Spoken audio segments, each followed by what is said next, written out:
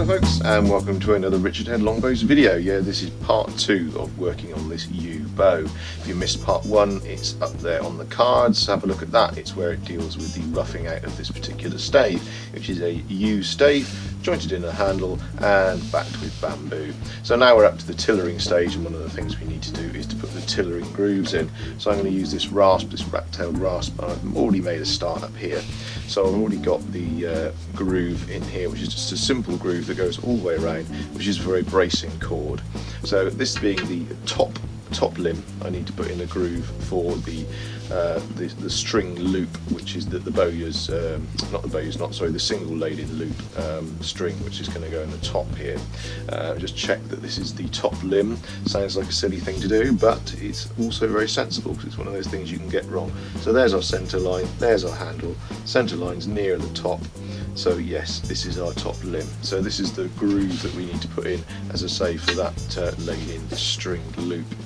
So this, I'm just going to go slightly across, just underneath where we put the bracing cord groove.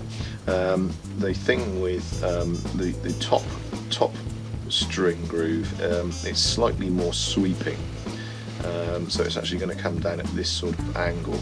So once you've done the basic straight line, you need to then move at quite an acute angle and get that to come down across onto the belly of the bow. You'll see what I mean.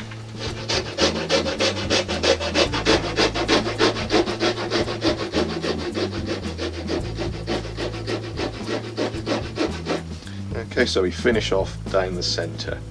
So sweeping, going across, sweeping down, and finishing down the centre of the belly. So just make that a bit more prominent.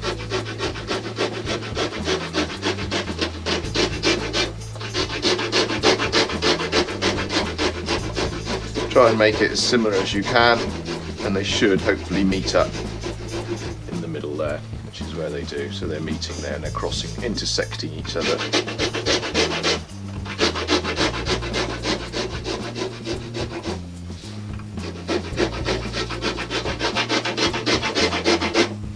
Okay, so that's in there. I'm just going to use this slightly larger file.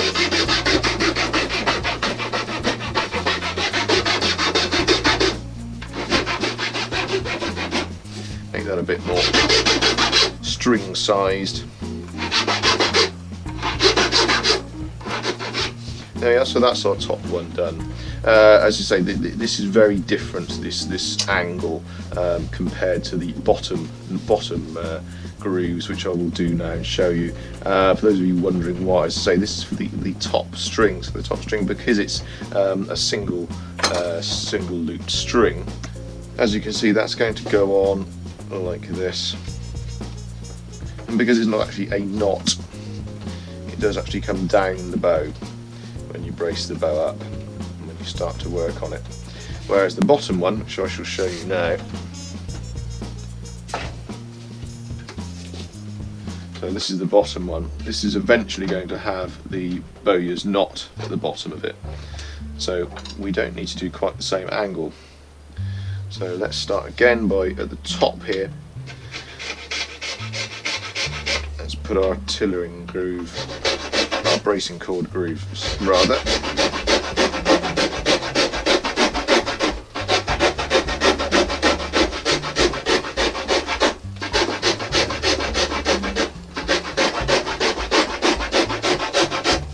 Okay, so that's our bracing cord. So now we can actually put the groove in for the knot that will go on the bottom here.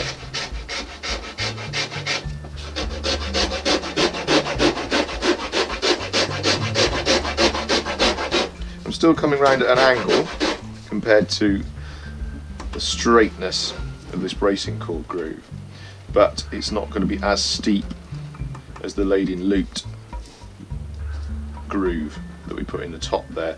This is a much shallower slant across the belly there.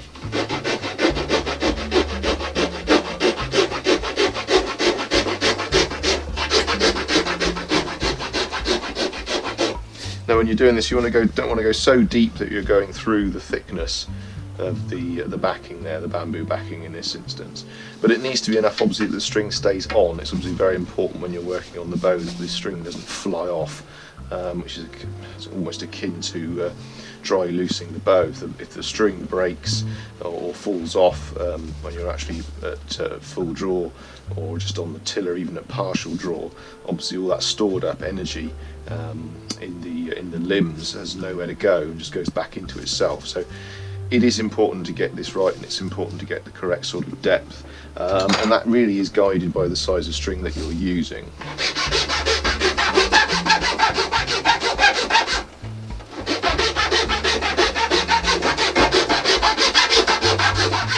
And again, just use that slightly larger round file to open that up a bit. Okay. Right, so now we can get this string onto the bow, and we'll get it up onto the tiller for the first time, and we'll have a look and see what it's like.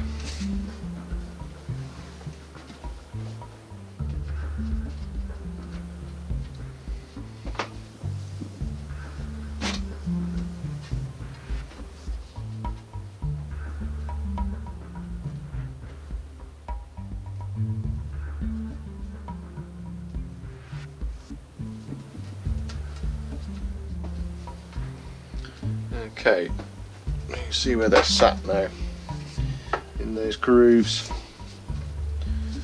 So you've got the bowier's knot sat into that groove there, and the top, there we are, so that's sat in there quite happily. Okay, so say we're ready, we can get that up onto the tiller now and give it a first pull and see how it's doing. Okay, so I've got the bow up on the tiller, and as you can see at the moment we have not braced it up at all, so the string is just loose at the moment. I've got the hook onto the string here on the tiller, got it all clamped in, and I've actually set up another camera. A couple of people, and forgive me if my voice sounds funny, I've got my mask on, as I mentioned in the other video. YEW dust is not a thing to be messed with. Some people moaned that they couldn't see the bow properly because of using the head-mounted camera. Obviously when I'm tillering and pulling on the string, I'm moving backwards and forwards, and some people said it was, I don't know, making them seasick or something. So over here I have set up another camera, which is going to be permanently there, showing onto the tiller and showing what's happening. So hopefully that will give you a better view of what's going on, and I'll try and mix the two together if possible. So this is the first stages of moving the bow on the tiller, so we're not going to do an awful lot. This is just going to give us an idea of perhaps which limb is more stiff than the other, see if there's any obvious areas where we need to remove wood.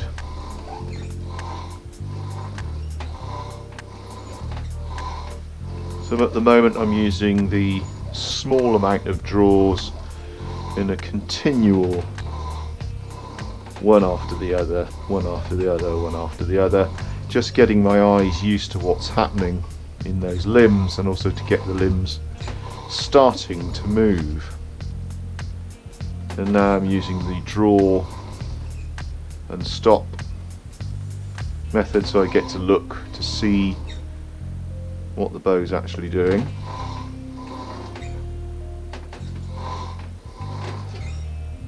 And I'm also obviously taking note on the tiller there where I've actually drawn to, so that I'm not drawing it too far, and also I'm doing it incrementally, so I can see there I'm at 17, although obviously that refers to when the bow's braced up, but it gives me a guide of where to draw to make sure I'm not drawing far too much or drawing it far too soon. So if you are using a tiller, it's worth having some marks all the way up. So obviously normally most draw lengths are going to be starting around 21, 22 and going up beyond, but having these other marks on the tiller really does help, so you don't make any mistakes like that.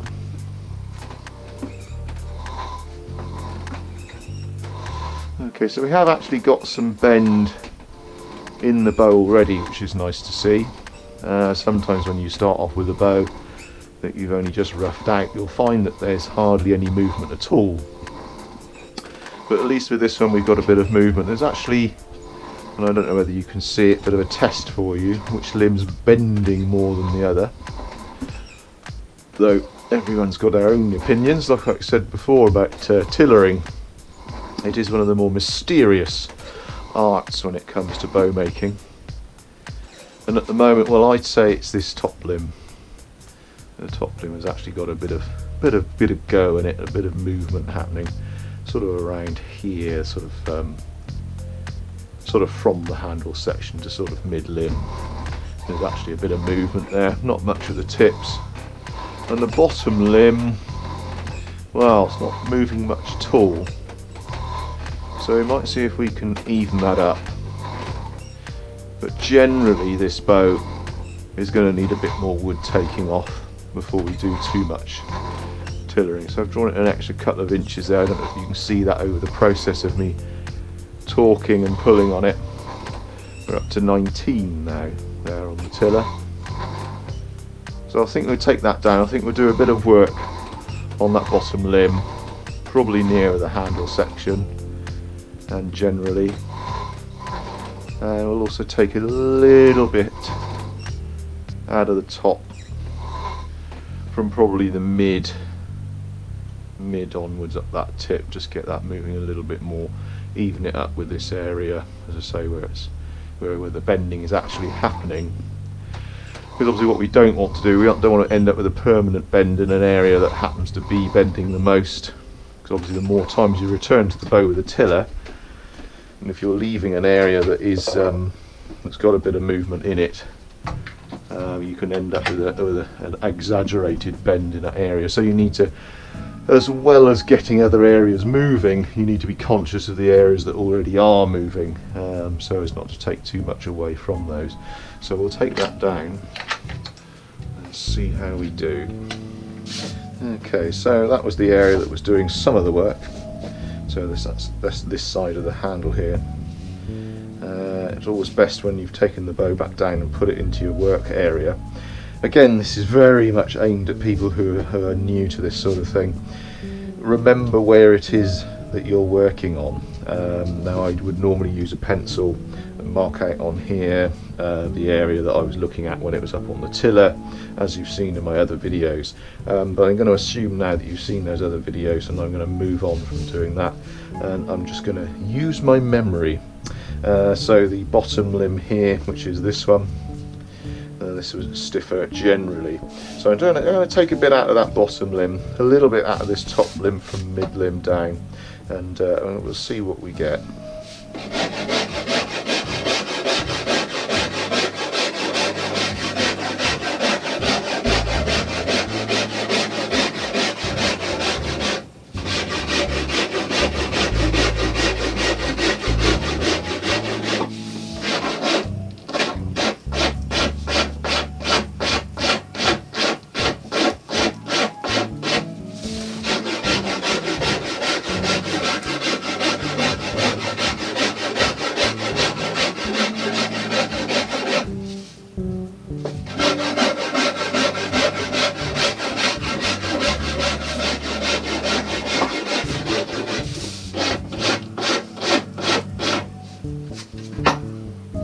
So that's a bit out of the top. Let's try the bottom. So this is going to remove some generally, but trying to match it up with this top limb, and it probably is simply because the Buchanan dips here, the dips that change this from being something which is a bow that bends, a war bow style bow that bends entirely through the through its entire length. We've actually got a handle section. So hence these dips either side on the raised handle section here. You can probably, well, I don't know whether you can see on the camera, but this is slightly thicker towards the handle section here than it is on the top. So I'm going to take some out through there and take some out generally, as I say, try and get that bottom limb moving. But that may even it up and may make it match it up to this top limb a bit better. But obviously that's just very much guesswork. That's going to solve it. This is so early on in the tillering stage that you never quite know, once you've bent the bow a little bit more, quite what shape what you're going to get. So anything you're seeing at the moment now, only take very small amounts off at the beginning, do the work tentatively at the beginning before the bow has a chance to reveal itself to you. Sorry, I know that sounds very BBC too, but that's where we're at the moment.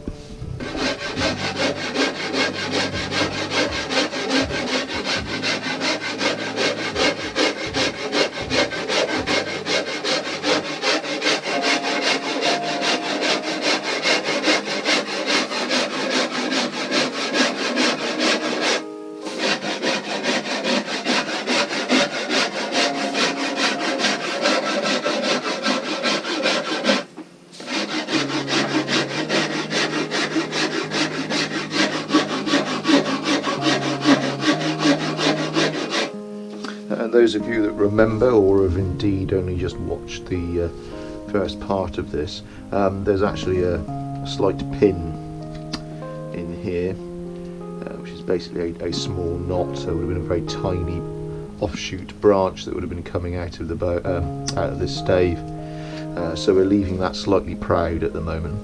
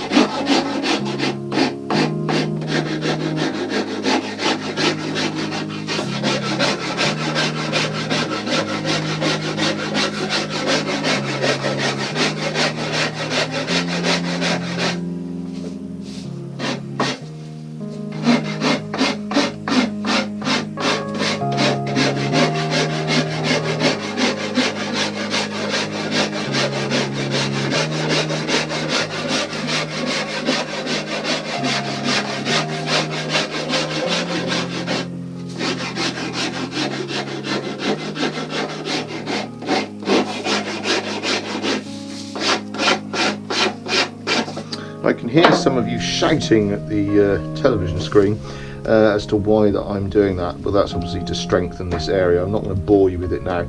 I'll put another video up here on the cards, wherever it is. Is that my finger there? There we go. Where I actually do deal with dealing with knots and pins. There's a video all about that, so you can check that out. Okay, I'm going to use the scraper a bit now.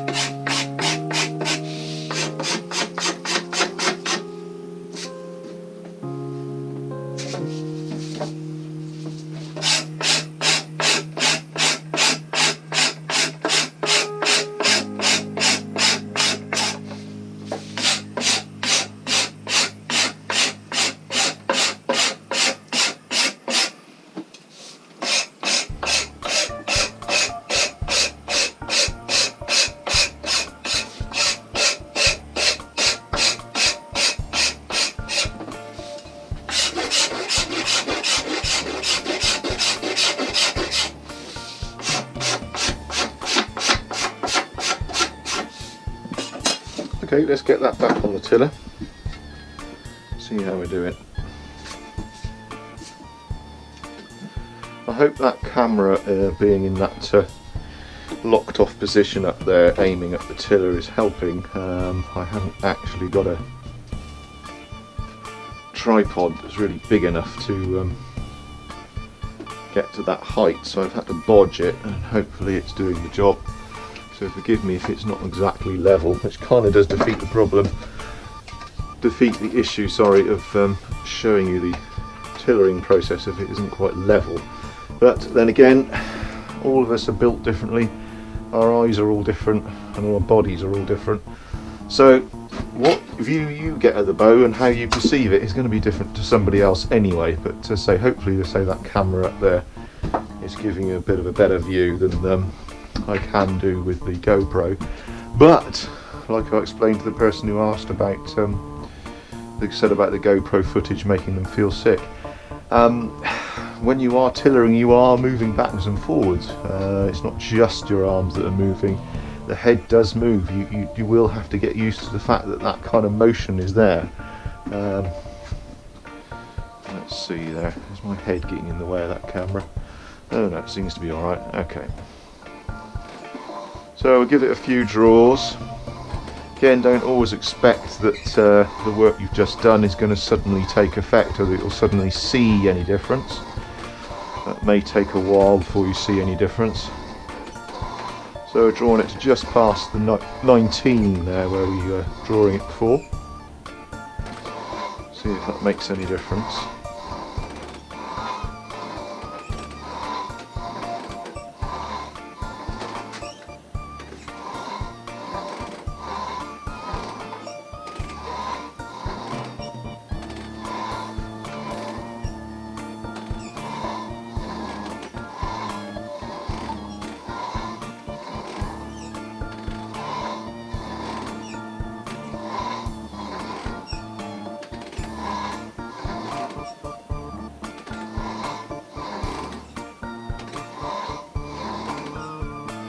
Now if I were presenting a television programme for BBC, they'd be telling me to do this all again because I'm not talking enough. But that's because I'm blooming concentrating, chaps.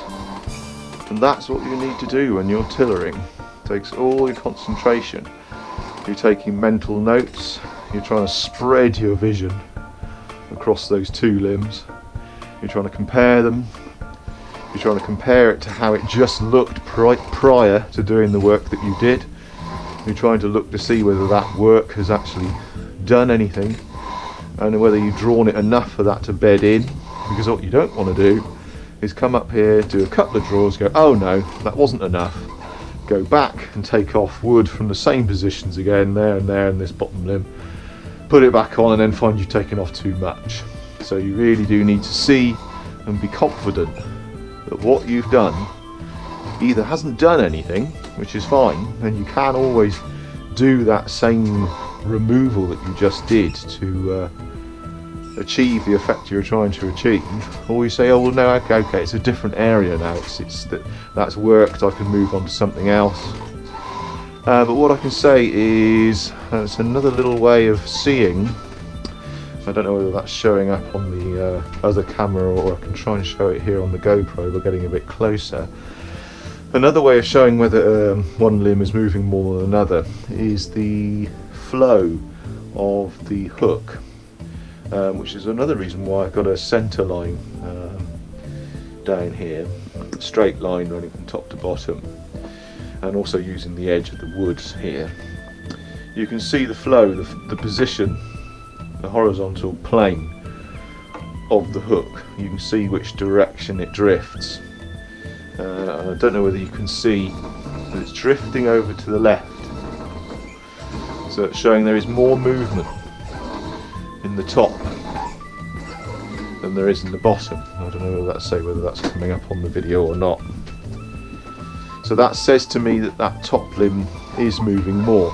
Now ultimately I'm going to want it to bend more because it's a longer limb, and if you've seen my other videos or know about tillering or watch tillering, that top limb is longer and it's going to want to bend slightly more than the bottom one anyway.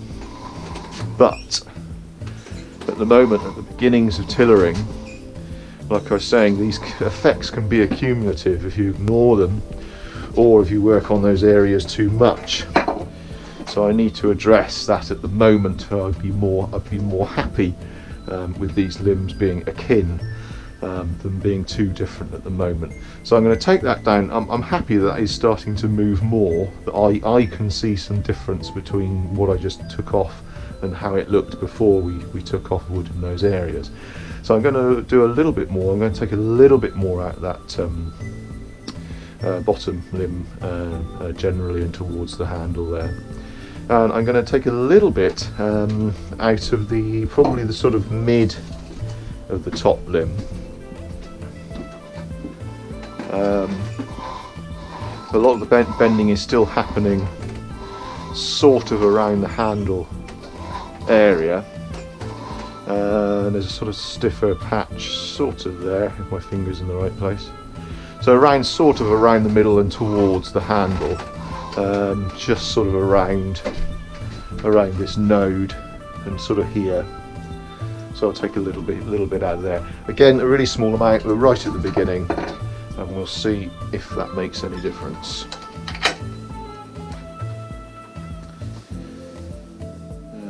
If you've seen my other videos, I'm just checking to see if there's actually lump there. It may just be the node that's making it a bit stiff. I can't feel any obvious lump, although there might be a small amount. Yeah, there's a tiny bit. I'm looking down the length of the bow. I don't know if that's showing up on camera, possibly not, but there is a slight lump here. So maybe we'll get rid of that, and so generally you take some out that bottom limb again. So let's see if I can pinpoint that lump. So it's about here to there, so it's that area there where my fingers are. There's a slight lump, so let's take that down a second.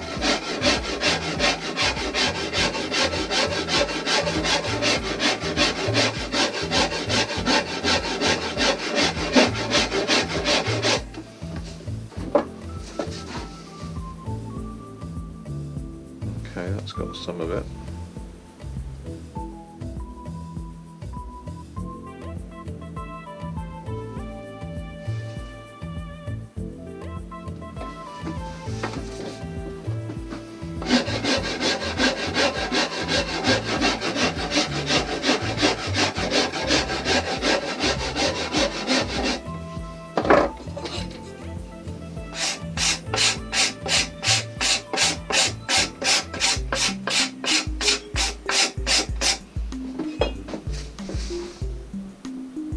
Okay, yeah, that's got rid of some of that lump there. Again, I don't know whether you can see that if I hold that up to the camera, if I can get it the right way. You can actually look down the limb there. You can, if you're lucky, catch things in the right light, and you can visually see lumps as well as physically feeling them.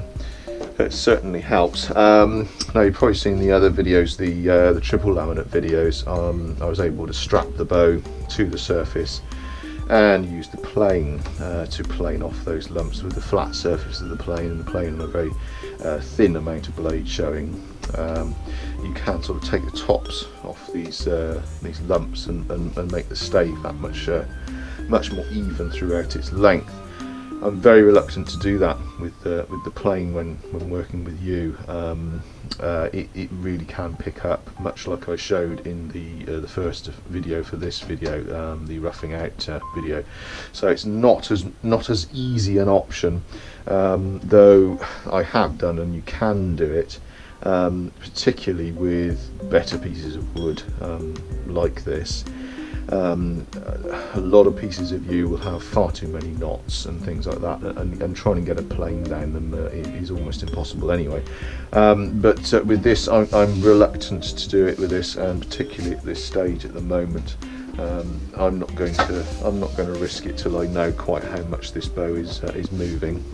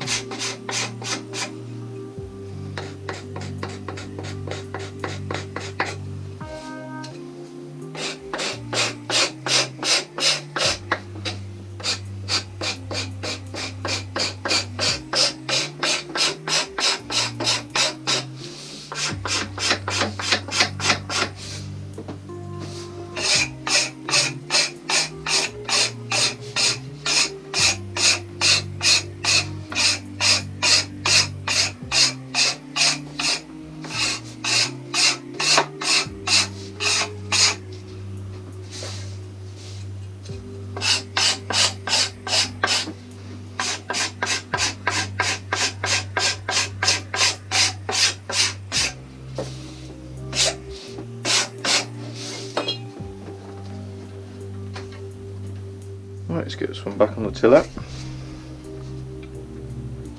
Now after this stage I'm probably going to decrease the length of the string and actually brace the bow up a tiny amount, which, as I've mentioned in other videos with the tillering process, does enable you to start seeing a bit more. Obviously we're so early on in the tillering stage at the moment, we don't want to brace it up and risk damaging it, but you've got to bite the bullet eventually and start being able to see things. Okay, let's see what we've got now.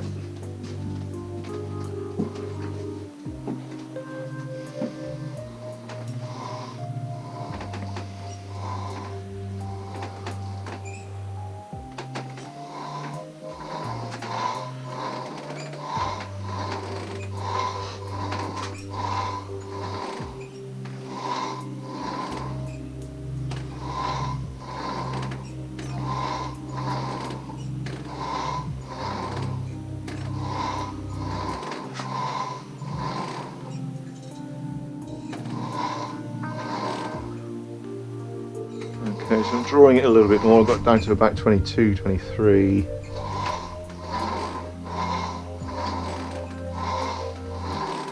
Bottom limb's still looking a bit stiff, actually, in comparison to the top limb there. Top limb's starting to get a bit of a nice curve into it. You can just see the starts of a curve as opposed to just a flat bend. That's showing up in that bottom limb, so they are looking a bit different at the moment.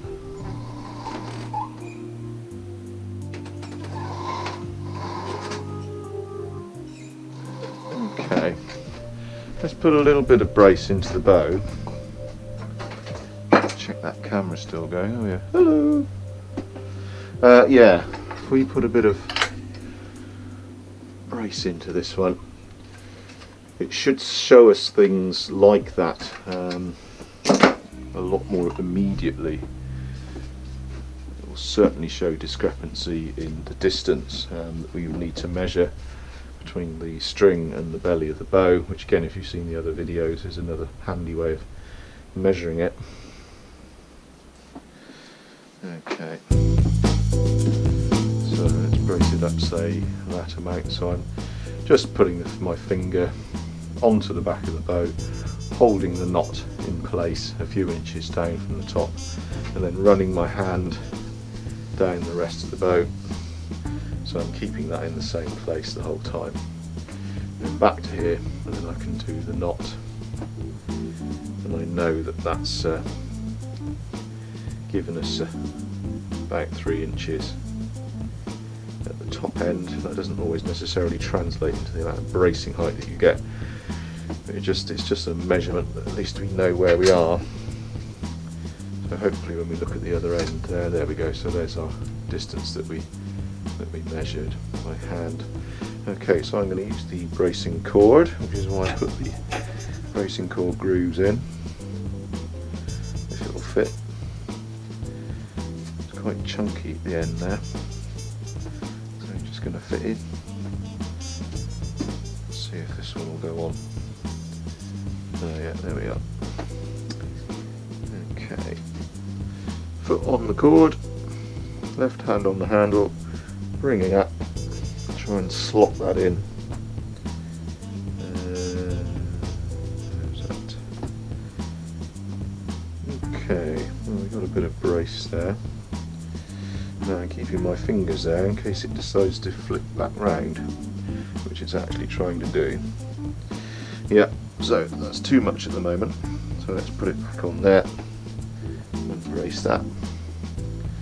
Okay.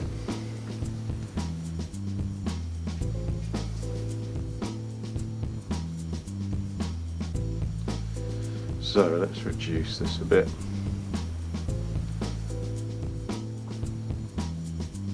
Well, reduce the bracing height, sorry. So we've actually lengthened the string by about 1 inch. Redo that knot.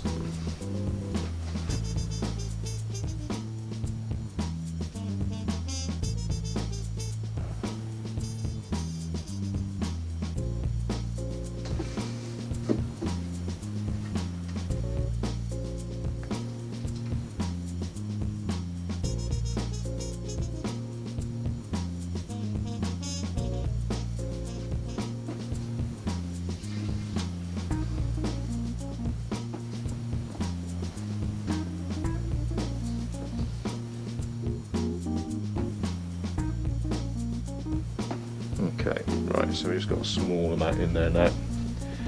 So the bow, the string is basically taut rather than being braced up. So it's not actually crushing my fingers this time, but so we just got it there. So the string is now a bit more taut. Let's see what we get with that on here.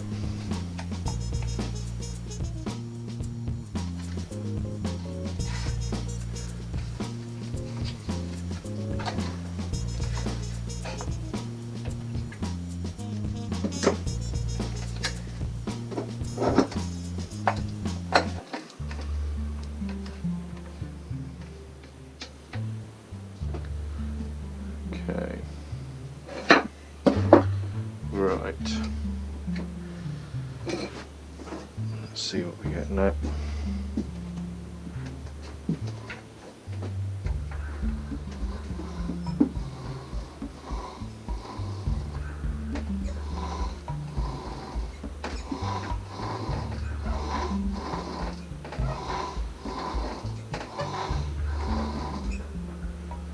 Okay, so yeah, you can see that top limb is bending more than the bottom.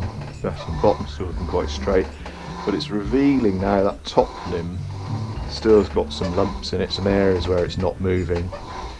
I don't know if you can see there's an area, if I can get my finger in the right place, probably about there. If I can try and get a bit nearer to it. So you're looking about there. There's an area there where it's not moving quite so well.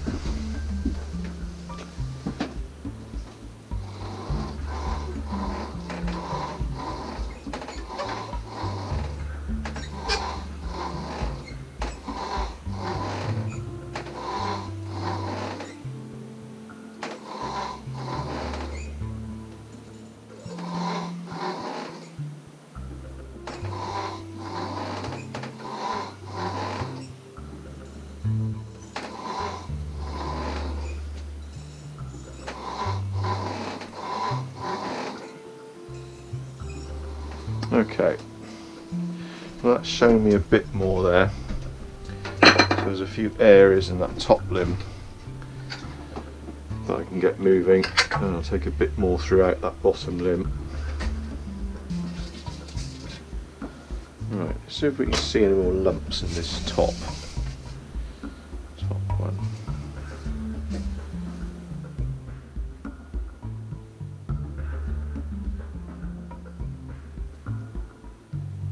It's a bit hard to see now.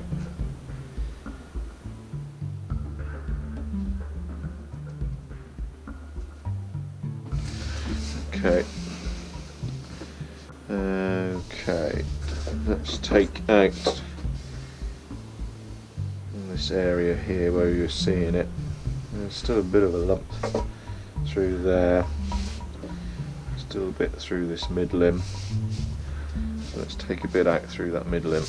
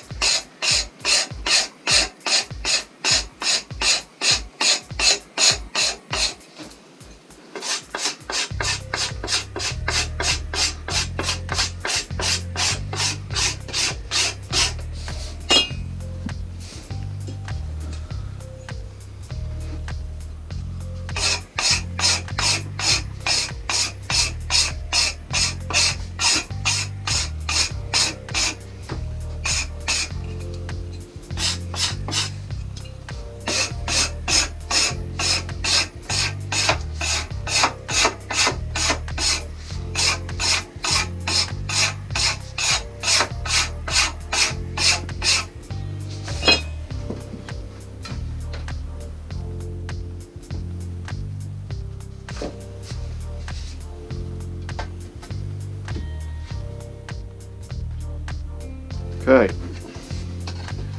get this back on here, see if that's made any difference.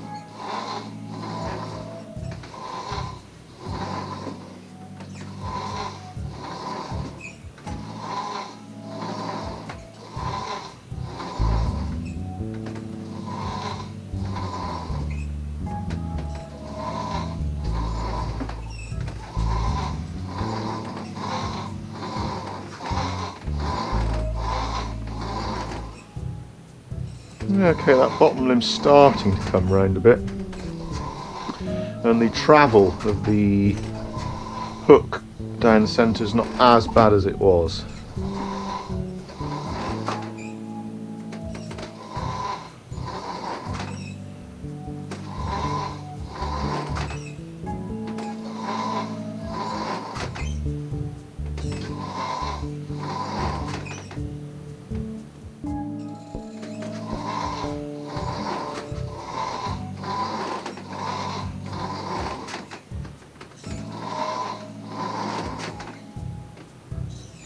Okay, we may get away with bracing that up a little bit more now, we'll see. So I've got the bow a bit more braced up there, so let's get it on the tiller. So I've probably got that braced to around sort of 4 or 5 inches. In fact, check that for the sake of argument. There we go, so about 4 inches at the moment. Let's get this back in the right place on the tiller and see what we get now.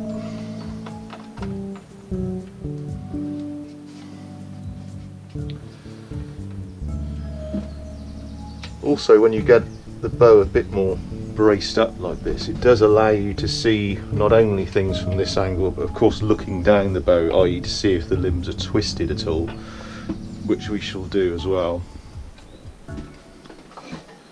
So let's have a quick look at what we're getting now.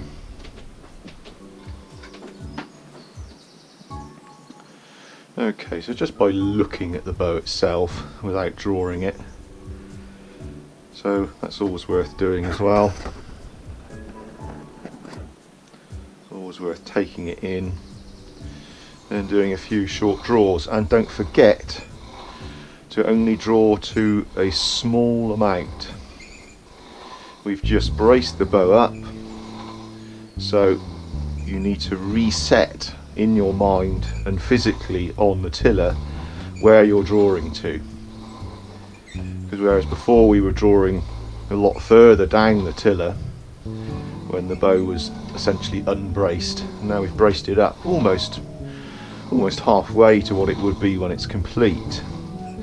So we don't want to suddenly start drawing to where we were drawing, because if you see what I mean, be drawing further than you were actually pulling it when it was unbraced. So we're now just working back up to where we were rather than immediately jumping straight back in. And I think you can probably see again that bottom limb's still being a bit stubborn. The angle certainly looks straighter here on the just looking at the angle itself there. Sorry, I think the angle of my GoPro's a bit funny, which doesn't help me, sorry.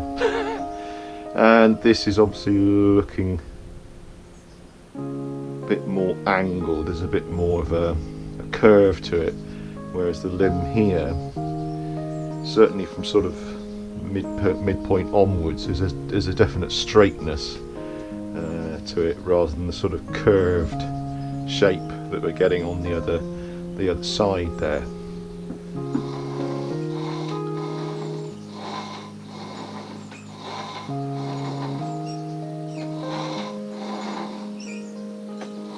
So we take this down off the tiller and have a look, see if we can also see any twist in the limbs.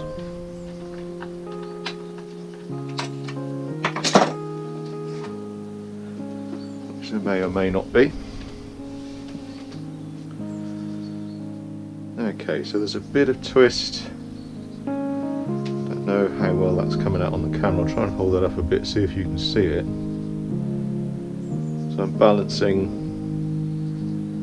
the bow on my finger, and with my other hand I'm just pulling it down, so I'm getting the whole bow in my eye line, so I'm able to look down the bow. So it's not acute by any means. And often turning the bow round helps, so you look at it from the other side. So again, I'll try and show you that on the camera if I can.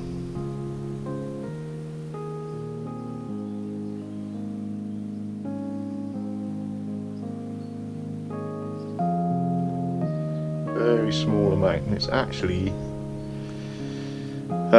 it's happening just up here, sort of towards the tip of the top limb. There's a slight twist, again a bit hard to show. If I turn the bow slightly, you might be able to see that there's a slight twist up here, but it's not a huge amount. The other way to see is also to lay the bow down and check how well the string is lying down the bow, which it isn't too bad actually. So overall I'm probably going to ignore that twist for the moment because it's so minor, but what I will do I think is take some more out this bottom limb, get it moving a bit more. So let's get this unbraced.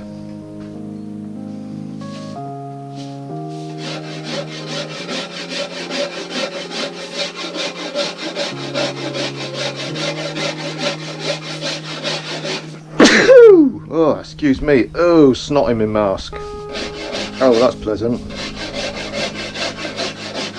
Sorry if I burst your eardrums with that one, everybody.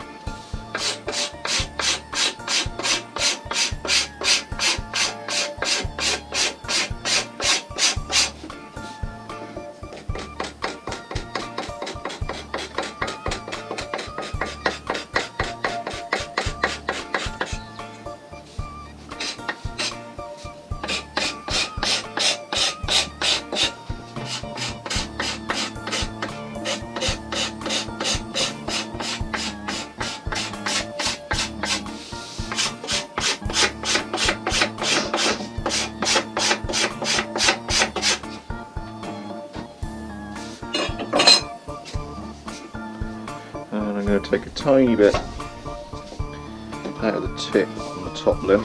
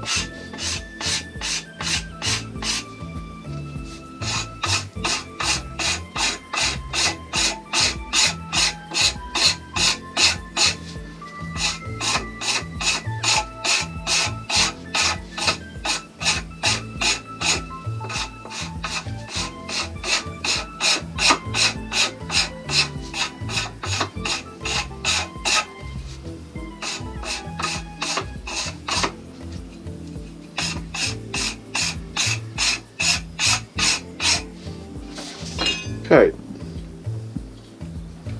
let's brace that up again. Might as well take the opportunity to increase the bracing height a bit, so go for about another inch, 3/4 of an inch. Now I hope it's worthwhile doing these long videos where I'm showing the entire process. To me it just seems like it's just boring and not a lot happening, but I guess, well, when you're a beginner and you need someone to show you what to do, I'm just hoping that this is all useful stuff. People have been asking me to do them, so hopefully this is what you meant and what you're after. Please do let me know what sort of things you want to see. So for me, doing this all day every day, it's sometimes hard to know what to show people, what people are going to find useful and what they aren't.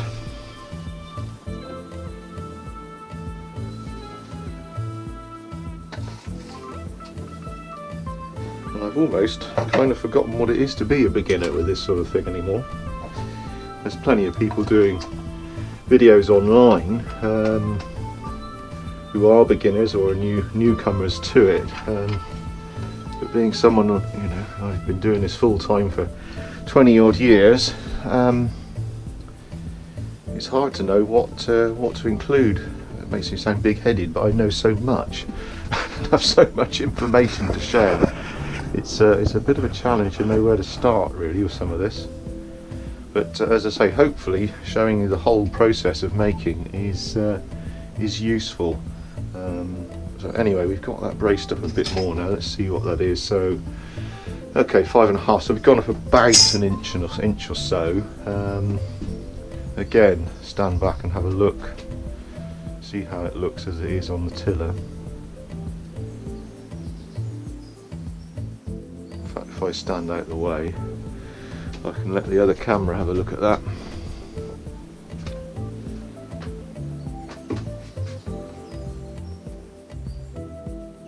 Okay, now let's draw it up.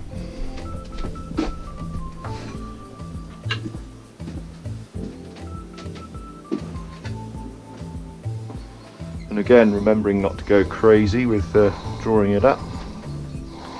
Remember, we've just braced it up again.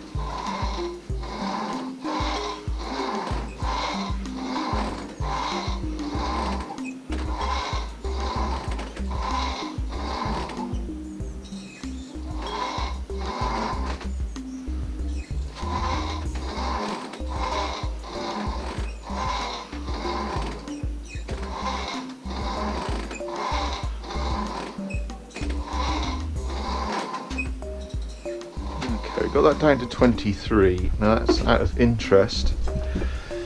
Let's check what weight we're on. See if we're heading anywhere near what we're after.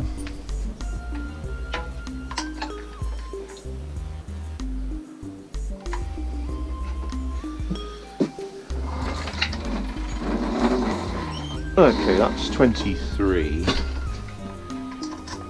That is 59 at the moment, so we've got a reasonable amount to play with. So we're already pretty much up to 60. Don't know if you can see that. Already nearly up to 60 at 23. So we're well on our way weight-wise at the moment. So we can still do a reasonable amount of work. Now for me, obviously this is more of a concern because I'm making bows to order. I have to reach a certain weight at a certain draw length. And now I'm seeing a lot more now that we've got this braced up. I can start to locate individual points where I need to work on. Try and find a pencil in this mess. Here we are. So that's the point where you can start marking certain areas.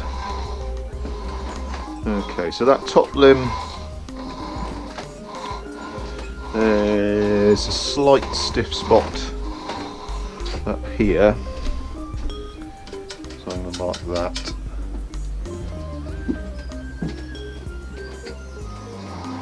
As I've mentioned in my other videos and in tillering videos in general, I tend to leave the tips a bit stiff, simply because when I put the nocks on, the tips are going to be reduced in diameter. They will be slendered down to neatly fit the nocks rather than just shoved on. So that will come round a bit more anyway. Now that bottom limb, we're still quite stiff from here down, probably partly because of that area we've left there, the knot there. So I've marked there to there, so a foot-ish, just over.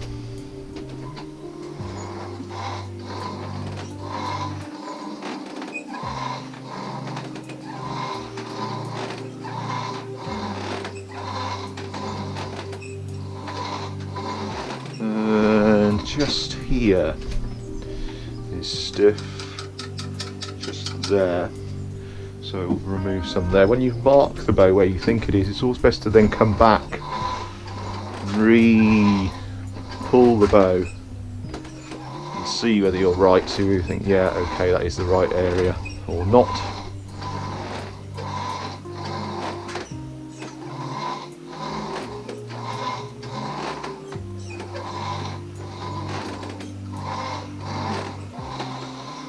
I think is actually slightly stiff here as well, so it might be that section in general is a slightly stiff section here. So anyway, I'm going to take that down, have a little bit of a remove of those areas, and then see how it looks then. Another thing we can do at this point, of course, is start to do some measurements.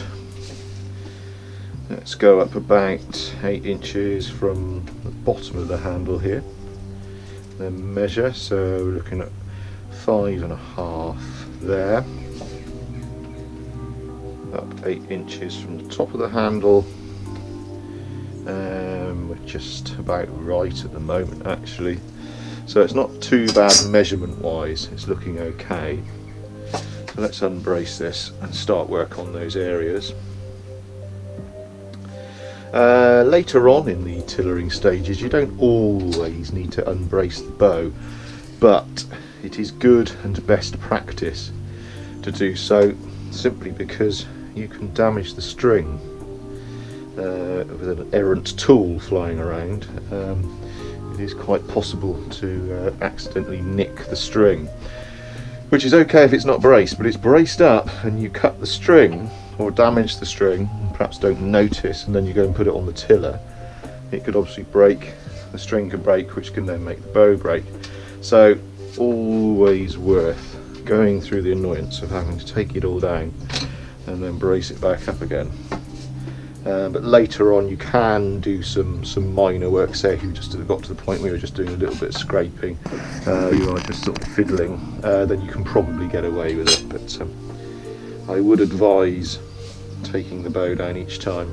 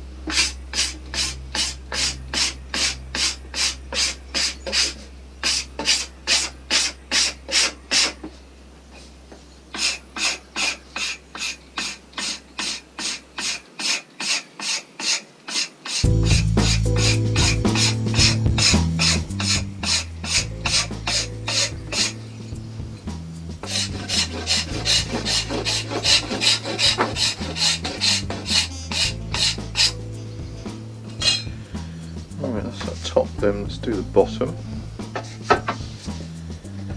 Again, you can see the value of having the marks on it, then actually remember what on earth it was you were doing.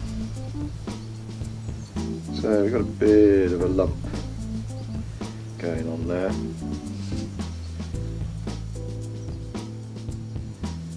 Yeah, there's a couple of little lumps. Right, I am going to, I think for the sake of this video, I might strap this down and see if we can't remove those with the plane set on very fine, just so you can see what happens. Yeah, definitely feel some lumps there. Got the plane on a very fine setting. Let's see if it can find those lumps.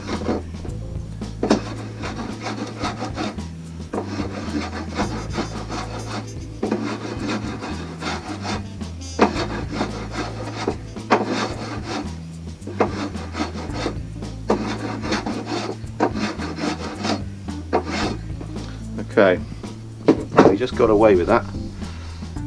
Very sharp blade. You can see where it starts to pick up. I don't know whether you can see that, but that's the risk you run.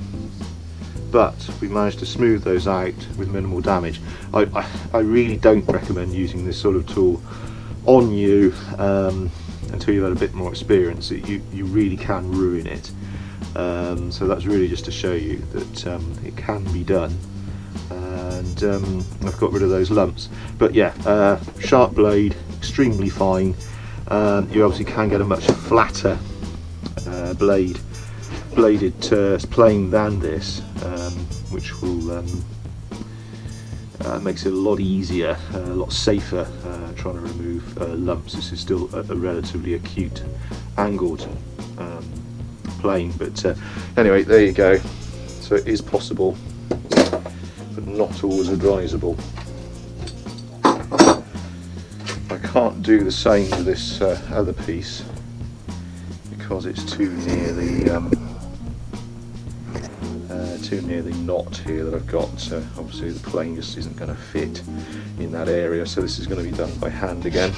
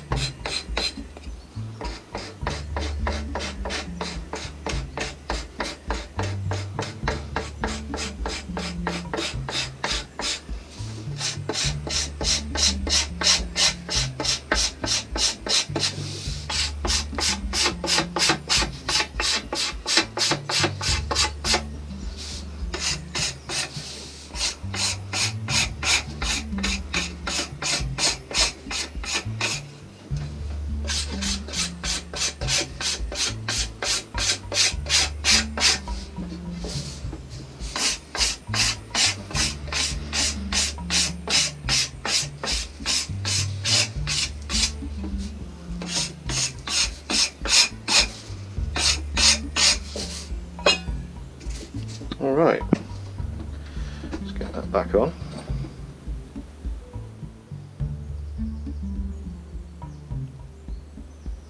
Again, just looking at the bow as it is, rather than drawing it up. Checking it out. Okay.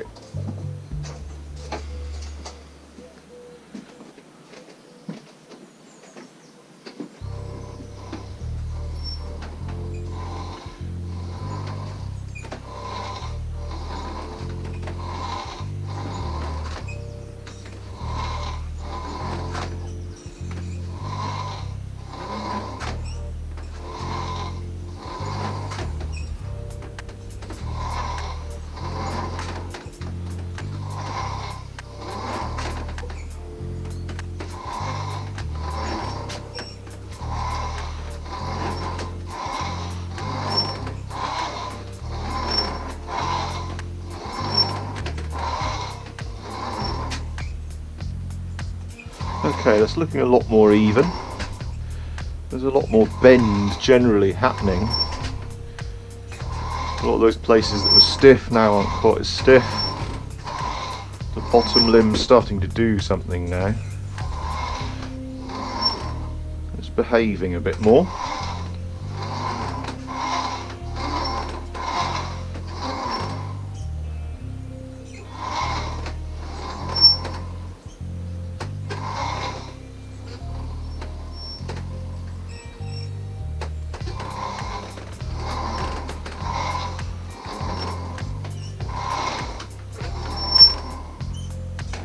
Okay, we've got that up to 26 there. So again, let's check the weight, see how we're doing.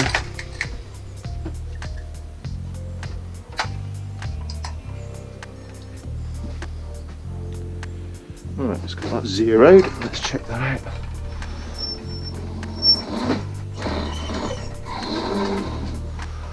Okay.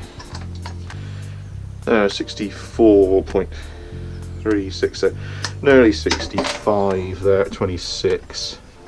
But don't forget this isn't fully braced. Okay. Right, let's double check this.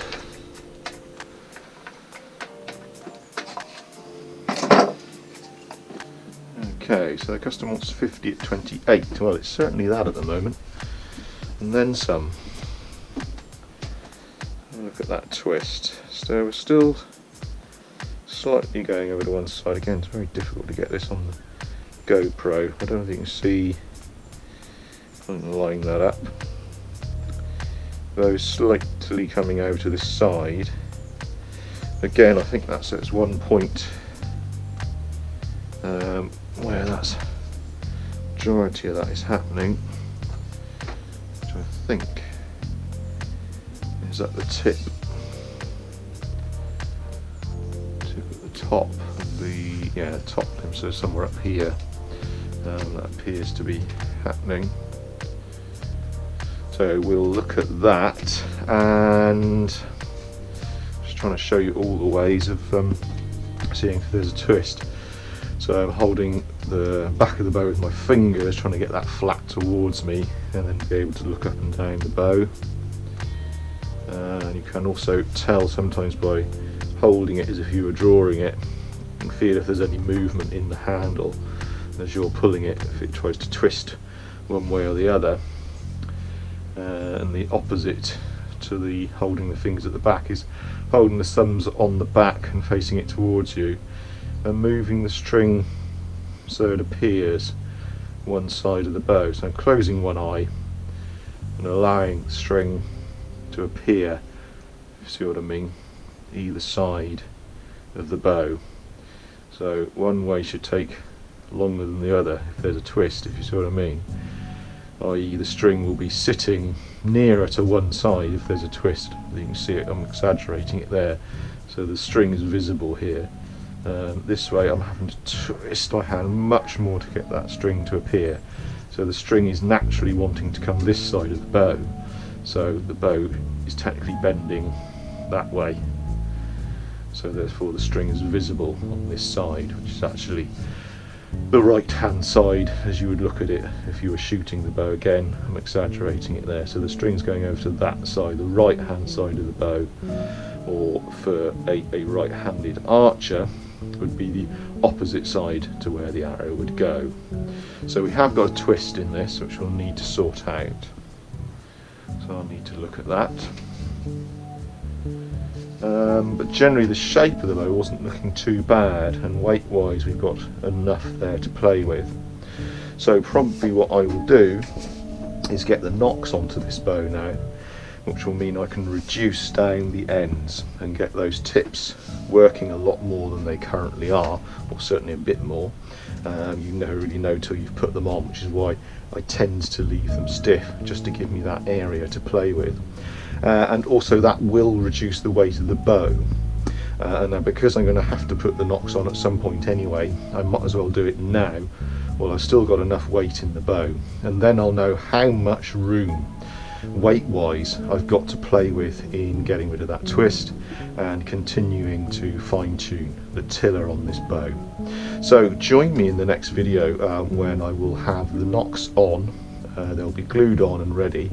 I've done a video on fitting nocks. I can put that up on the screen here if you want to go and see that process of putting on the nocks. And then join me in the next part of this, and we should then be at the stage where we can do the final tillering, getting rid of that twist and seeing if we end up with the correct weight at the draw length that we want. Which hopefully, fingers crossed folks, if you can keep them crossed me for the next few days, then there will be somewhere close to it. So yeah, if you want to follow the rest of these videos, then feel free to subscribe and like, and check out the other videos on the screen here, and also find us on Facebook and Twitter and all those other groovy things. And I'll see you again folks, and thanks for watching.